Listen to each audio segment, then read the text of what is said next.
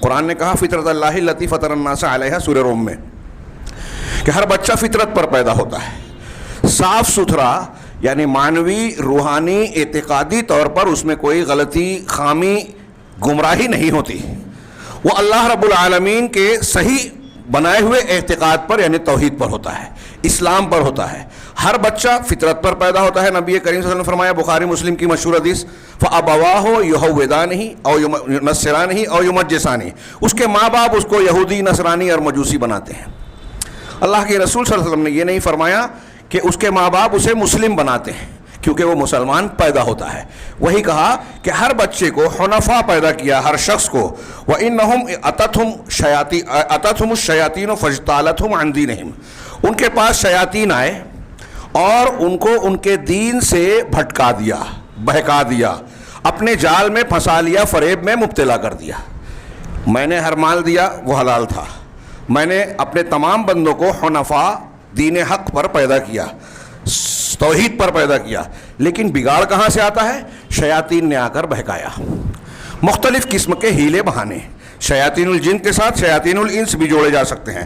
وحرمت علیہم ما احللت لہم، شیاطین نے آ کے ان کو بہکایا، راہ راست سے بھٹکایا، اور ان پر جو میں نے حلال کیا تھا اس پر انہوں نے حرام قرار دے دیا، شیاطین نے اس کو حرام قرار دیا۔ وَأَمَرَتْهُمْ أَن يُشْرِكُوا بِي مَا لَمْ أُنَزِّلْ بِهِ سُلْطَانًا، اور ان شیاطین نے لوگوں کو حکم دیا کہ میرے ساتھ ان کو شریک ٹھہرائیں جس کی میں نے کوئی دلیل نہیں اتاری۔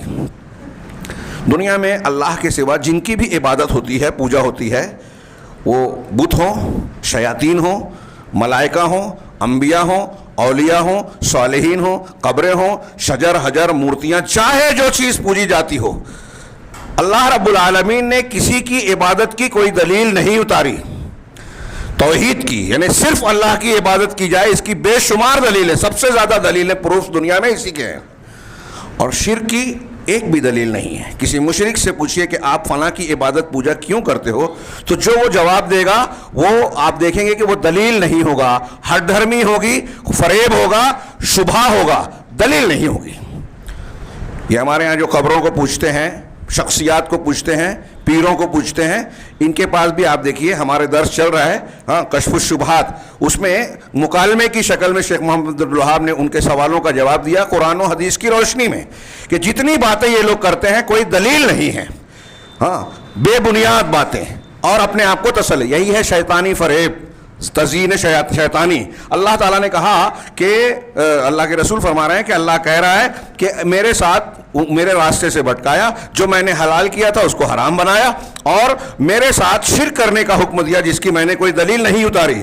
وَإِنَّ اللَّهَ نَظَرَ إِلَىٰ أَهْلِ الْأَرْضِ، اور اللہ نے، ابھی اللہ کے رسول فرما رہے ہیں کہ اللہ نے اہل ارض، زمین کے لوگوں کی طرف دیکھا، فَمَقَتَهُمْ، تو ان سے غضبناک ہوا، ناراض ہوا۔ مقت عام غصے اور غضب سے بھی اونچے اور سخت غصے کو کہتے ہیں، یعنی شدید غصہ ہوا۔ عربہم وعجمہم، عرب سے بھی عجم سے بھی۔ کیوں غصہ ہوا؟ اس لیے غصہ ہوا کہ یہ لوگ راہ راست سے ہٹ گئے، شرک کرنے لگے، اپنے صحیح دین، ملت ابراہیمی، قوم کفار جو مکہ والے تھے، ان کے یہاں دین ابراہیمی کے نشانات، علامات اور بقایا موجود تھے، اسے چھوڑ کر وہ شرک کر رہے ہیں۔ عمرو بن لوحی کی بت پرستی اور دوسری چیزیں اختیار کر رکھی ہے، خود کی بنائی ہوئی، خود ساختہ شریعتیں، جیسے آج ہمارے یہاں بہت سی چیزیں ہیں، کہتے ہیں کہ اللہ کے رسول نے نہیں کیا، صحابہ نے نہیں کیا، فلاں نے نہیں کیا، لیکن اپنی عقل لگا کے کہ کیا یہ نہیں کیا جا سکتا، کیا وہ نہیں کیا جا سکتا، اللہ کے رسول کی یہ شان ہے تو ان کی محفل میلاد اور ان کا جلوس نہیں بنایا جا سکتا۔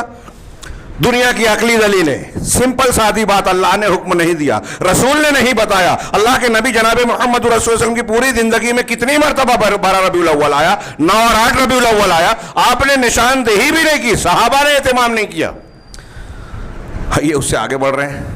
یہی ہے، قرآن حدیث صاف ہے، ماننے کو تیار نہیں ہے۔ اللہ تعالیٰ اسی پر غضبناک، اپنا دین بنایا، خود ساختہ، جتنے دین مشرکین نے بنایا، ہر ایک کے پاس ایسے ہی کچھ نہ کچھ دلیل ہے جو آپ پیش کرتے ہیں، وہ دلیل نہیں ہے، شبہ ہے۔ تو اللہ تعالیٰ نے ہر ایک پر، عرب اور عجم سب پر سخت ناراض ہوا، الا بقایا من اہل الکتاب، سوائے اہل کتاب کے چند بقیہ لوگوں سے۔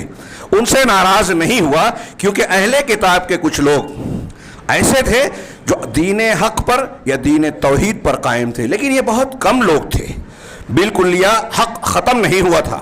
ایک طبقہ ایسا تھا جسے یہ دکھائی دیتا تھا، سجھائی دیتا تھا کہ یہ جو لوگوں نے شرک اور بت پرستی جاہلیت کو اختیار کر رکھا ہے یہ دین حق نہیں ہے، وہ حق کی تلاش میں در در بھٹک رہے تھے۔ ایسے کچھ لوگوں کے واقعات جناب محمد رسول اللہ صلی اللہ علیہ وسلم کی بعثت سے پہلے آپ کو تاریخ اور حدیث کی کتابوں میں ملیں گے۔